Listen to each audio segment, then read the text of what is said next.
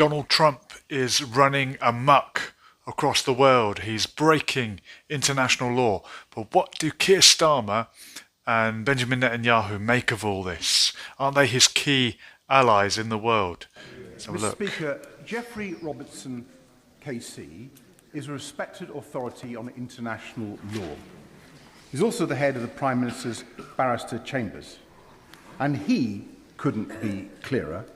President Trump's actions in Venezuela are illegal. He says the United States, and I quote, is in breach of the United Nations Charter and has committed the crime of aggression, which the court at Nuremberg described as the supreme crime. Does the Prime Minister agree with his old mentor, or has he got it wrong? Well, there's plenty of things that Geoffrey and I have agreed on and disagreed with over the years, but let me set out our position. It is our long-standing position that Maduro was not a legitimate president in Venezuela. And so nobody, I think, sheds any tears at his removal. And what we need, what we were saying before the weekend, and we say again, is there needs to be a peaceful transition to democracy in Venezuela. Now, the benchmark of all actions of all countries is, of course, international law, and it is for the US to justify its actions accordingly. My focus is on the defence and security of the United Kingdom, and yesterday we were working with NATO allies, including the US, on security guarantees for Ukraine, and it's only with security guarantees that we'll have a just and lasting peace in Ukraine, which is vitally important for Ukraine, for Europe and for the United Kingdom. Sir Ed Davey. Mr. Speaker, the Prime Minister just looks ridiculous when he won't tell the truth that Trump has broken international law. Trump has broken international law. What is to stop Vladimir Putin doing the same thing and kidnapping little Zelensky? Can you imagine? So what about the politicians in the UK? How many of them are members of, well, you've got the Labour Friends of Israel, you've got the Conservative Friends of Israel, you've also got the Labour Friends of Palestine. Have a quick listen to this one. Before we start, if members of the committee could declare any relevant interests, and I will declare that I am a member and officer of Conservative Friends of Israel. I'm a member of Labour Friends of Israel, Labour Friends of Palestine. Did she just say that she's a member of the Labour Friends of Israel and the Labour Friends of Palestine? Wow, that's kind of like being a vegan and eating meat, isn't it? Anyway, let's continue. But I'm also, for 40 years, the spouse of Lord Mann, who's the government's independent, unpaid advisor on anti-Semitism. And I'm the all-party parliamentary group chair against anti-Semitism. I'm a member of Labour Friends of Israel. I travelled with Labour Friends of Israel to Israel in May of last year. I also attempted to travel to Israel with the Centre for the Advancement of Arab-British Understanding and was banned from entry into Israel. I'm also a member of the Board of Deputies of British Jews. And I received a donation from... That's interesting. A member of the Friends of Israel was banned from entering Israel. Goodness. ...the Lib Dem Friends of Israel before the last election. So you've got the Lib Dem Friends of Israel, the Conservative Friends of Israel, the Labour Friends of Israel, and apparently there's something called the Labour Friends of Palestine. Does every country have this? Am I being unfair to pick out Israel, or is it something unique that there's a Friends of Israel for every party? Correct me if I'm wrong. And there is one for Palestine as well. So why is this issue, Israel-Palestine issue, so important in British politics? Probably not least because Britain were the author of the tragedy, as it's sometimes described. Okay, let's have a look at another clip.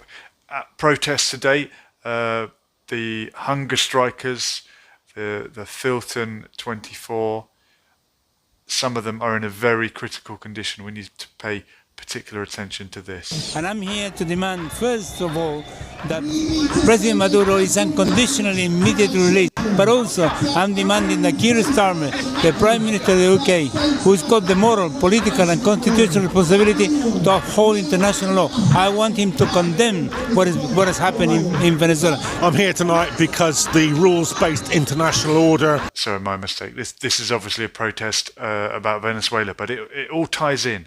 And there will be protests for the hunger strikers also. Is now a thing of the past, even if it was always observed more in the breach than the observance. It's quite clear that Donald Trump has taken a lesson from Benjamin Netanyahu and is prepared to use totally illegal force to kidnap a serving president of a sovereign country. The only barrier between that world and us is our own ability to resist and to mobilise. This international law needs to be upheld for security and peace across the world. We've seen a new paradigm with the invasions, ongoing genocide in Gaza that has opened up new rules for some, and we need to stand and condemn this breach of international law. Children have gone back to school today, and what has the so-called leader of the free world been teaching our children? That piracy is okay, that you can bully others and get away with it. You can absolutely brutalise your way with absolute impunity. This is a completely outrageous act by Donald Trump. It's an act of naked imperialism by the United States. They're talking about resurrecting the Monroe Doctrine, which essentially says that America can do what the hell it wants in its own backyard.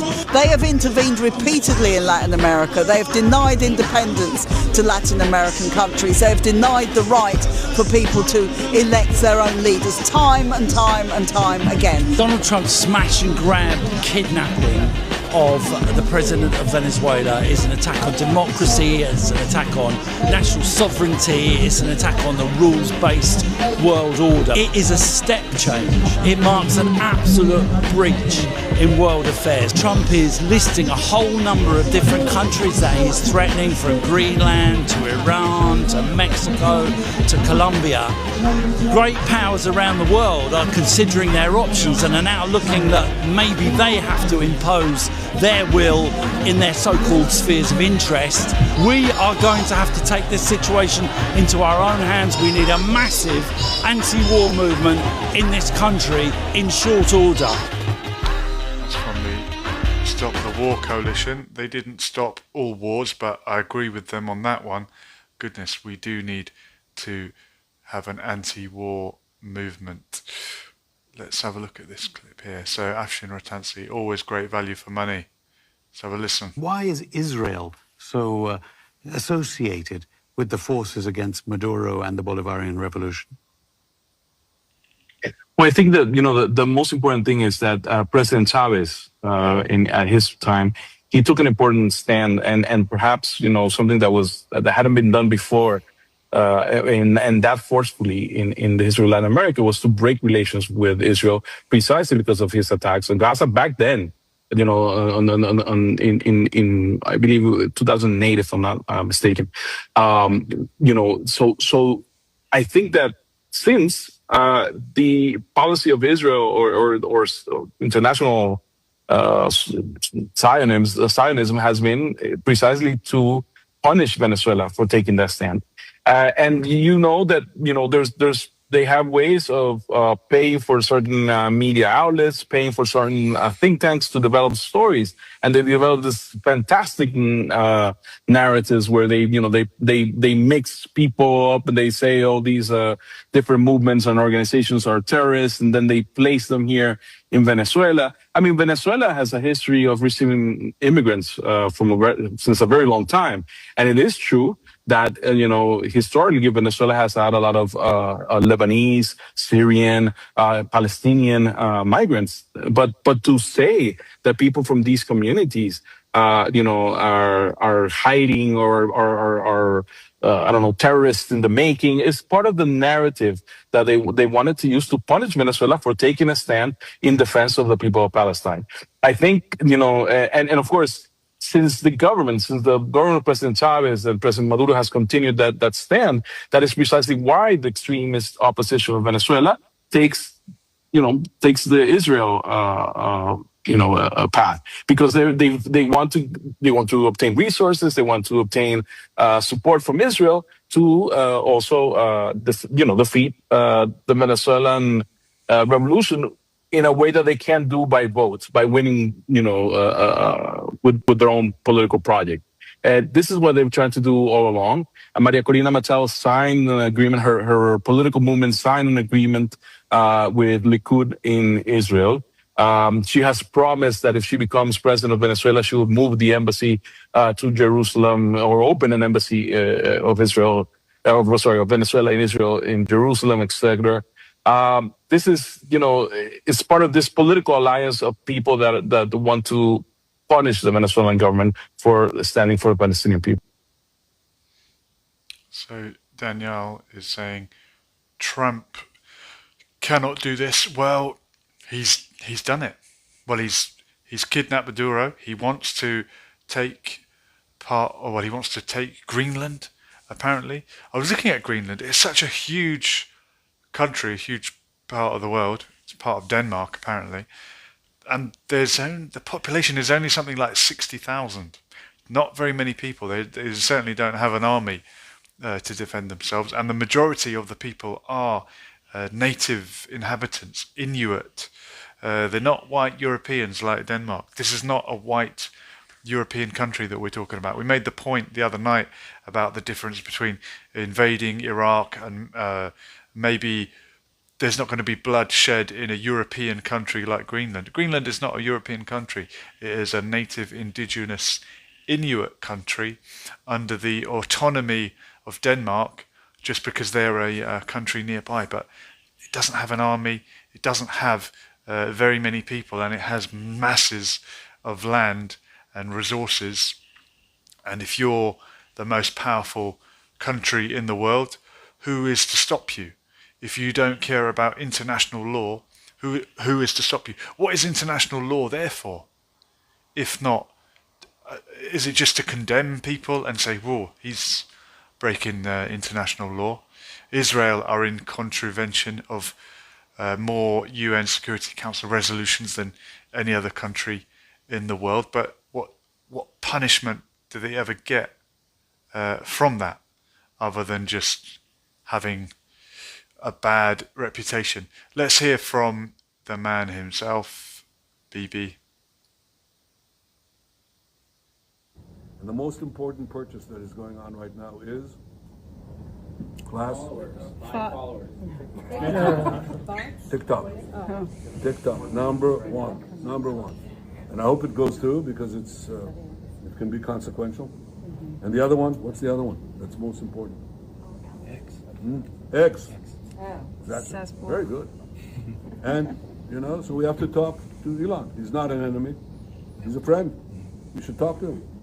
Now, if we can get those two things, we get a lot. And I could go on other things, but that's not the point right now. We have to fight the fight, okay?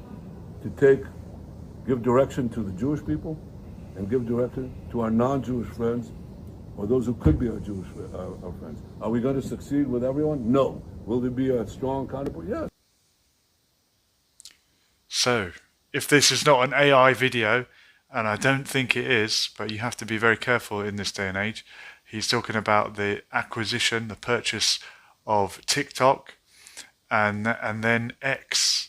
So, reputation obviously matters. I said that the only thing that they get for breaching international law is a bad reputation, but it seems to be something that he cares about. Bobby Vere is saying most say the Maori of New Zealand were natives. The English have been in England for a longer time, however, aren't addressed as natives in the same light. Well, I've heard that there was another culture in New Zealand even before the Maori, Bobby Vere. Not to take away anything from the Maori people's claim to the land. It's a good question that you raise. At what point do you become native or indigenous? The English are descended from the Angles, the Anglo, and the Saxons, the Anglo-Saxons, and they came from Denmark and Germany and the Netherlands, and they arrived in Britain, and they, some say, pushed out, others say intermingled with the Celtic people that were already here. But the Celtic culture was pushed to the four corners of Britain, or the three corners: Cornwall, the Cornish language, Wales, and Scotland. So are the English indigenous to England? I think you can say that you are, after a few centuries, after a 1,000 years, but we all did come from somewhere. So at what point are you indigenous? I don't know. Even the argument in South Africa, of course, the colonists from Europe, the white Afrikaners as they became known, were not indigenous to the land, but they made the argument that the Bushmen, the tribes that were there, and the name escapes me, that they had recently emerged from Central Africa, and that actually the Xhosa, the Khoisan people, were the original inhabitants of South Africa. So these Europeans were just new immigrants. If you go back far enough, we are all immigrants at some stage or another. And Daniel was saying, I heard the UK are getting Venezuela's gold. Well, I wouldn't mind some gold, but yeah, plundering other people's riches, isn't that what empire has always done? Let's hear from Kirsthammer. This is an update on what's happening in Ukraine. Today, we signed a declaration of intent on the deployment of forces to Ukraine in the event of a peace deal. This is a vital part of our ironcast commitment to stand with Ukraine for the long term. It paves the way for the legal framework under which British, French and partner forces... The legal framework. All of a sudden he's a lawyer again and he cares about international law, but he wasn't willing to say that Donald Trump was breaking international law. ...could operate on Ukrainian soil, securing Ukraine's skies and seas and regenerating Ukraine's armed forces for the future. We discussed these issues in detail today, and so I can say that following a ceasefire, the UK and France will establish military hubs across Ukraine and build protected facilities for weapons and military equipment to support Ukraine's defensive needs. And with our coalition partners, we've also agreed significant further steps. First, that we will participate in US-led monitoring and verification of any ceasefire. Second, we will support the long-time provision of armaments for Ukraine's defence. And third, we will work towards binding commitments to support Ukraine in the case of a future armed attack by Russia. This is all about building the practical foundations on which peace would rest. Saw one of those joke news articles today saying that Keir Starmer is promising that Britain is ready to step into Ukraine just as soon as the battle is over. We've got some complimentary comments and I appreciate it. Almost 10k subscribers, congratulations. Well, thank you very much, Bobby. And if you like these topics, if you like this channel, I appreciate you clicking the button. Share it with people that you think might benefit from it, and we'll all move on together. Peter Bills, what influence were Russia and China casting in Venezuela? Very good question. They would appear to be on the same team. The rivals to the superpowers, and really it was Hugo Chavez that I think upset most people in the Western alliance, and Maduro is just really carrying on his legacy, but a Hugo Chavez he is not. I will share with you the details because we were going to mention the Filton 24. Look, the jury goes out to deliberate the verdict, so if you're around Woolwich Crown Court on Friday the 9th, it would be a good idea to get down there. One of the hunger strikers, she's now, I think, on day 65, 66, which was around the number of days that Bobby Sands lasted when he was on his hunger strike. And my heart breaks for the families of these people involved. And Bobby Ver is saying the oil tanker off the coast of Scotland coming from Iceland direct, the Americans seized today. Wow, an act of piracy on the high seas, oil tanker coming from the coast of Scotland. I've been to Iceland, and Iceland's a lot greener than Greenland. Apparently Greenland was so named by the Vikings because they hoped it would trick people into coming there and living there with this notion that it was very green, but it was not. It was pretty white and covered with snow, as were parts of this country recently. Yeah, I would love to go back to Iceland. I was there in 2018, at the end of 2018, the winter of 2018, and we just caught the Aurora Borealis, the Northern Lights. The video's up here somewhere on the channel if you can trek back through the years and years and years of videos that have been uploaded. It started out as pretty much a holiday vlogging channel, but we've branched out into the news and current affairs. So yeah, I appreciate Daniel was saying I'll be using this channel for my news. Great channel, will subscribe now. Daniel, I appreciate that, sir. Bravo. I met a fellow content creator the other day, a guy who does animations, and his channel is doing incredibly well. It teaches people how to do workouts, that sort of thing. So the number is on the description or on the title if anyone does want to leave a voice note or give a call. I'll put it up there. Look. If you're in the UK, that's 07886 993 784. It's worth a try. I'm trying to be experimental in giving people different ways to comment. It's always good to hear a voice rather than just reading the comments all the time. Have we done this clip? I've got one more clip here. I think we need to hear this. And this is looking at Somaliland.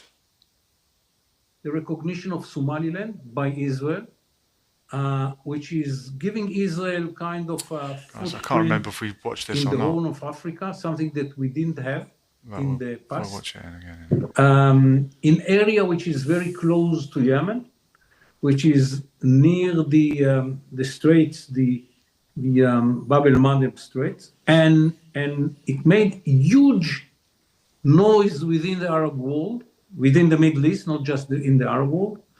And there was one important country which didn't condemn the recognition. It is the Emirates, and we have to remember it.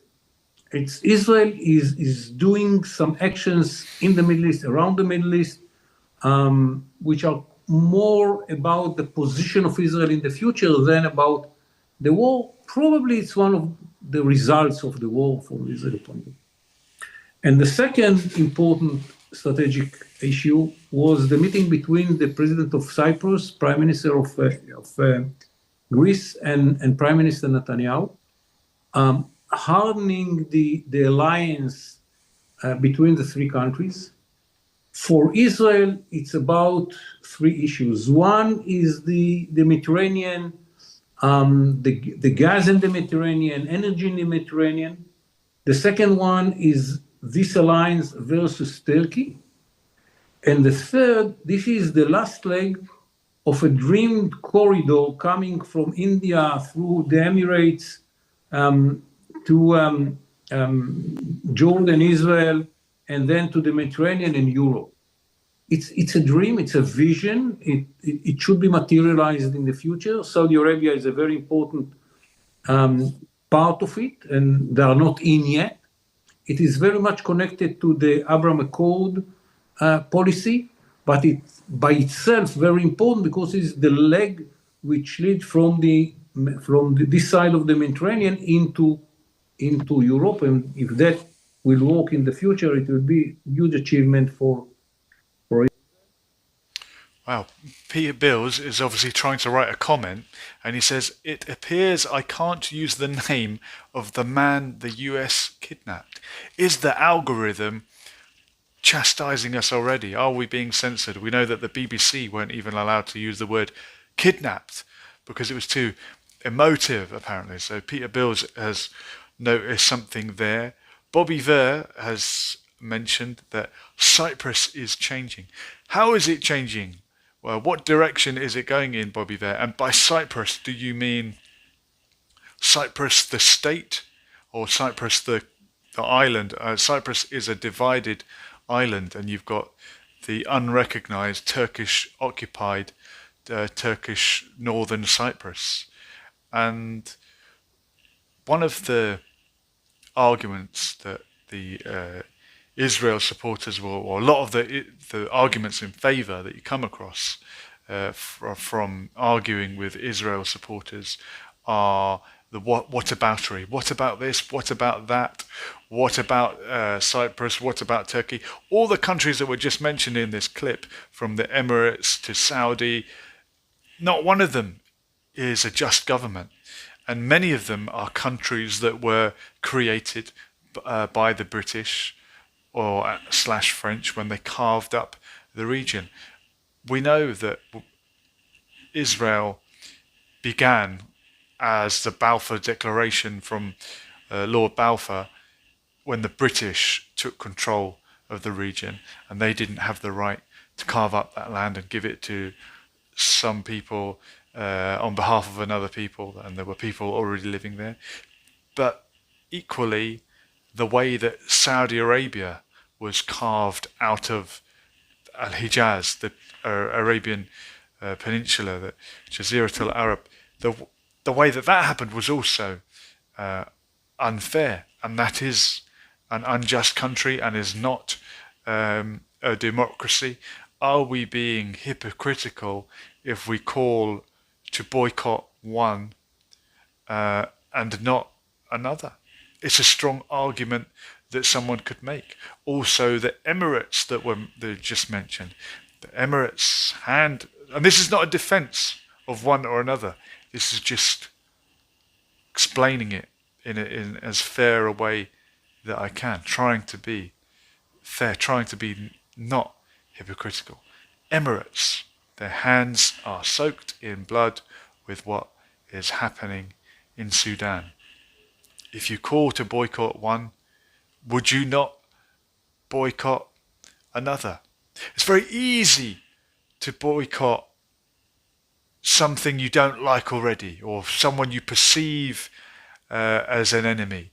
But if someone looks like you, speaks like you, is from your team, and they're doing something wrong, maybe it doesn't even occur to you, or maybe it's embarrassing to admit that they're doing wrong, but they are doing wrong. Doesn't make the other one okay. No amount of whataboutery or pointing the other way and saying the Emirates are doing this, Turkey are doing it, will ever make what's happened to the Palestinians, what's happened in Gaza, nothing will ever make that okay.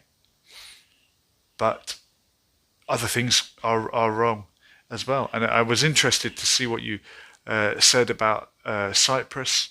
I don't know enough about Cyprus but from what research I have done, from what I can see, it is another catastrophe set up by the British, pitting one people against another, and the occupation of northern Cyprus is illegal, just as the occupation of the West Bank and Gaza and East Jerusalem is illegal. So is the occupation of northern Cyprus. You might not like to hear that, and maybe someone's got an argument why it shouldn't be, and I would love to hear it if you've got it. But sometimes I think we just got to be honest.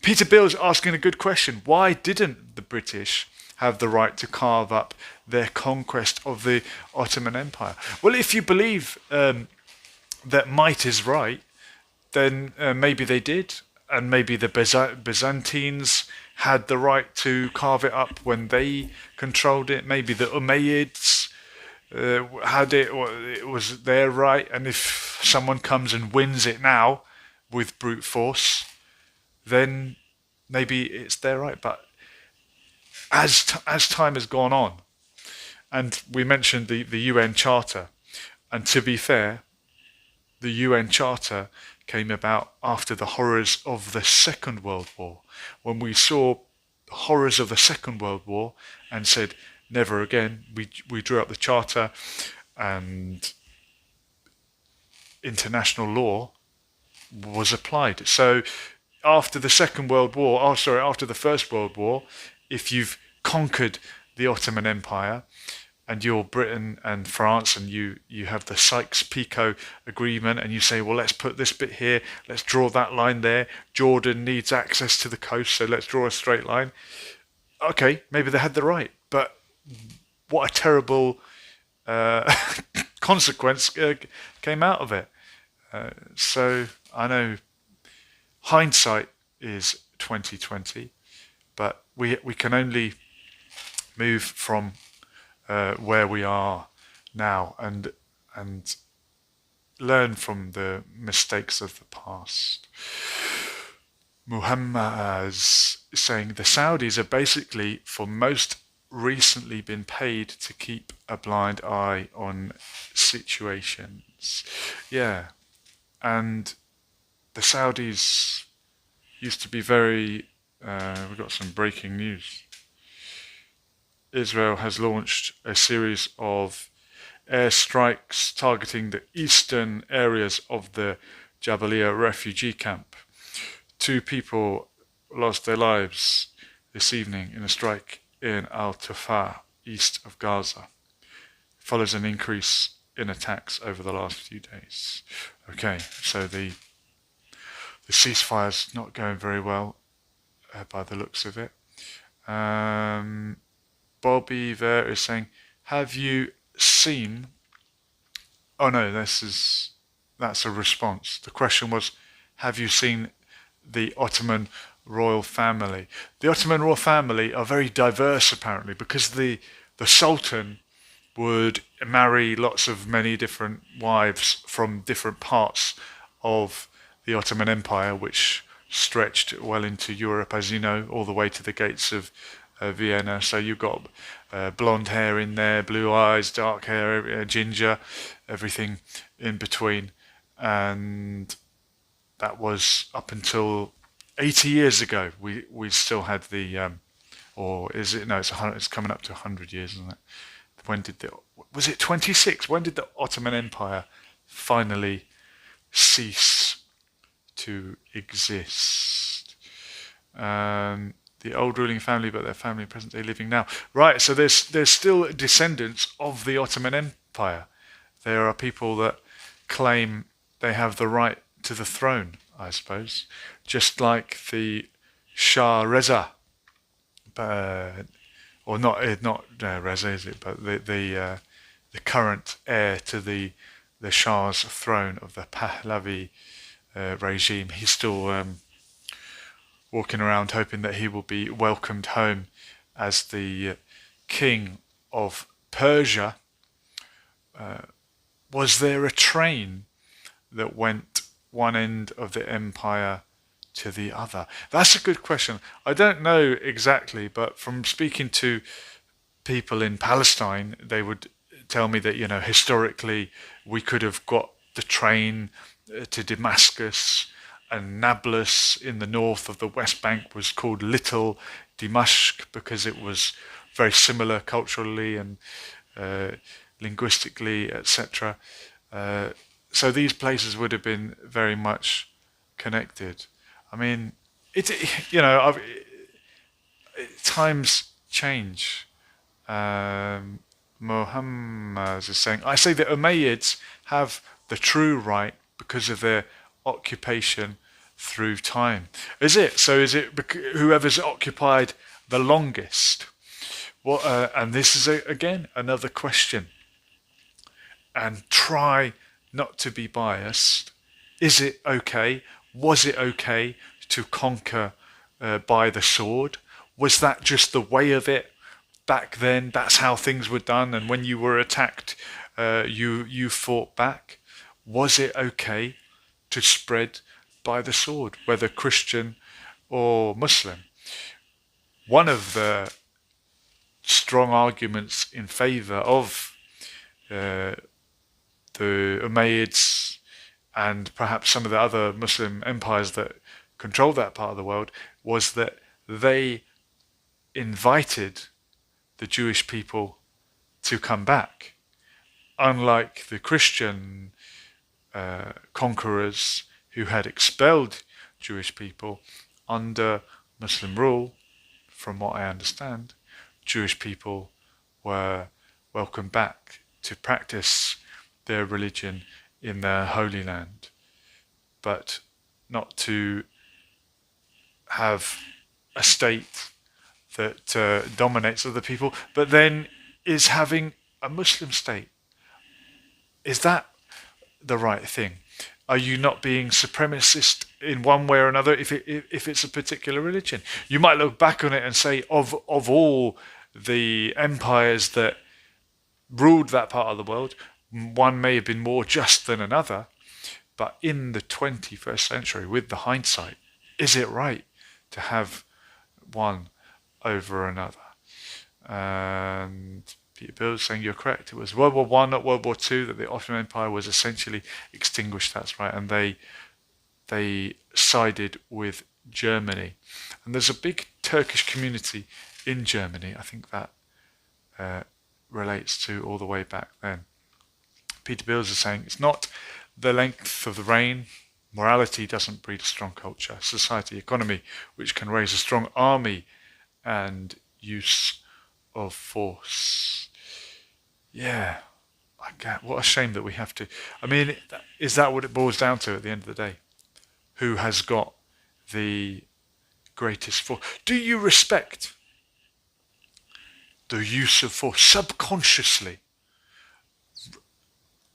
Do you respect someone if you subconsciously know that they could physically overpower you? Can you help but have respect for someone if you know that if it came down to it, locked in a room, you would have no chance but to comply with this person? I think if you're someone who understands violence and use of force, you will respect that. Equally, if you are someone who understands use of force and you know for a certainty that you could overpower someone else, I think you'll feel a duty of care for that person and a subconscious desire to protect that person. I don't know if anyone else ever notices that or picked up on it, and it's not good to imagine, oh, what would happen if so-and-so tried to beat me up. But I think naturally, as pack animals, we tend to slot in where we would fit in physically. And when you get contention when two people don't understand that. And it's not only physically. If someone's older than you, more senior than you, you can naturally have that sort of level of respect of I know that you're ahead of me. I'm gonna follow you. You're a leader. Cartel is saying no. They came in the 70s as gas workers. Many stayed. Oh, I was wrong about the Turks in Germany. They came in the 70s. Nothing to do with the Ottoman Empire, apparently. And here's Peter Bills. And I asked the comment months ago under another video, what is Taqiyya? Taqiyya means to conceal one's own religion, I believe. Literally, the word must mean something like concealing or deceiving, but it's this concept in Islam, and it is particular to Shia Islam, from what I understand, that you can lie about your religious beliefs if it is a matter of life and death, if it is to save your life. And I imagine that became more of a concept in Shia Islam because they were a minority religion and they often found themselves living among a majority of people with different beliefs that might discriminate against them if they were not of the same sect, and therefore they found it permissible to bend the truth about their religion. But it's a word that the Islamophobes have leapt on to say, look, these people are willing to lie about their religion. Anything that they say that sounds peaceful, they're doing Taqiyya. They're doing Taqiyya, trust me. Yeah, that's what I sense from that. Muhammad Omar is saying, I get respect from dark-skinned people, to be honest. Okay, thank you for that. Ray M is saying Pirates of the Caribbean. It's a good film, apparently. I haven't watched it. And Mohammed Max is saying, you're truly educated. It's amazing. Quite rare to find people who educate themselves on present matters. Very kind of you, Mohammed Max. Look, if I'm educated, it's from talking to other people. You know, I do try and read a little bit. I think conversation is the way to advance your mind. Muhammad Omar is saying, why is Taqiyya not understandable by most people? It seems so basic to me. All right, Muhammad Omar, well, you probably understand lots of things, like algebra. Ray M is saying, the cross is not a Christian symbol, but has its roots in paganism. The original form of the Babylonian letter T was like the cross and represented god Tammuz. Interesting, I didn't know that. Hamax is saying, yes, Taqiyya came as a use a lot recently from the Iraq and Saddam Hussein reign. Yes, Saddam Hussein from the Sunni sect, although a secular Arab nationalist who was very much about being Arab first and foremost, whether you're Christian, Muslim, or Sunni or Shia or whatever side of that coin. But his reign was very harsh on the Shia people. Iraq, a slightly Shia majority country with a Sunni leader under the Baathists, and the Shia, particularly the ulama, the scholars, would have been regarded as a threat from Iran. And when the Islamic Revolution happened in Iran and the Iran-Iraq war happened, he was worried about people being treacherous to his regime, being loyal not to their Arab ethnicity, but to their Shia religion. And that's an interesting mix, isn't it? What comes first, your ethnicity or your religion? If you're an ethno-nationalist like the Ba'ath Party, Hezbollah Ba'ath, you're going to put ethnicity. But if you're part of the Islamic Revolution in Iran, you're going to put religion.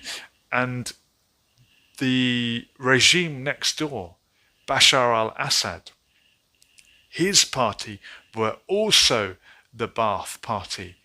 Same party as Saddam Hussein, but there was a split between the two.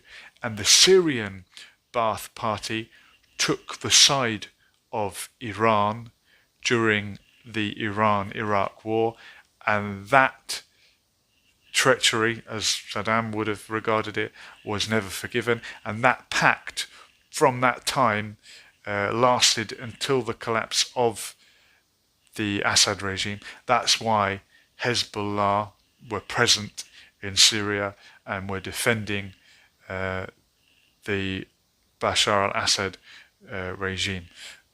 We know that Hezbollah are from Lebanon, but they are a Shia armed faction, armed by Iran. Iran, the Shia majority country in the region. So it's interesting that you had a Alawi Shia in the form of Assad, whose community make up about 10%, I think, of Syria. He was the president of an 80% Sunni Arab country, Syria, with Alawites, Druze, Kurds, Circassians, other different ethno-religious groups making up the rest of the numbers. You had a Shia minority Ba'athist ruling Syria, and you had Saddam Hussein, a Sunni from a minority within Iraq, let's call it 40%, 35, slightly under half or a third, I can't do maths. You had a minority in that country. And wherever they've gone, the imperial powers have always left it in a situation where a minority group will have more power than the majority of the population. It's like East Africa, the Asians, the Indians in Uganda were left in a beneficial position, and that's why Idi Amin got fed up with them and turfed them out the country. Taqiyya became as a use recently. We've done that. Your response was better than your text about Taqiyya, much more informative. Thank you, Peter. I'm better on the voice than I am on the text. You can actually respond to YouTube comments now with a voice note, which I will try to do as much as I can. Peter Bills is saying, in my opinion, what comes first? Family, God, state. But I'm also agnostic. Okay. Bob Ver, did you know old Roman ruins mainly get maintained in Europe? Most other places don't preserve the sites so much. Empire stretched to modern day Syria and Israel. Yeah, that's right. In fact, the Ottoman Empire regarded itself as a continuation of the Roman Empire, of an Islamic version of the Roman Empire. They called themselves Rum.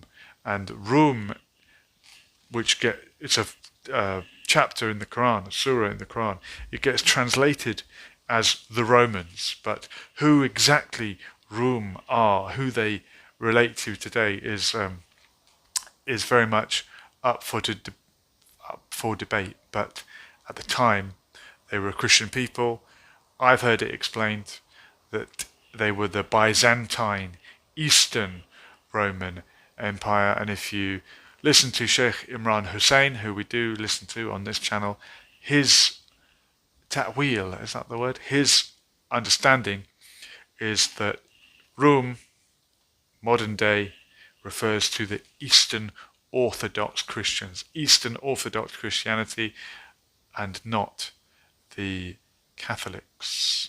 Rayam is saying Taqiyya often been misunderstood or deliberately misconstrued in modern discourse, leading to controversies. Yeah.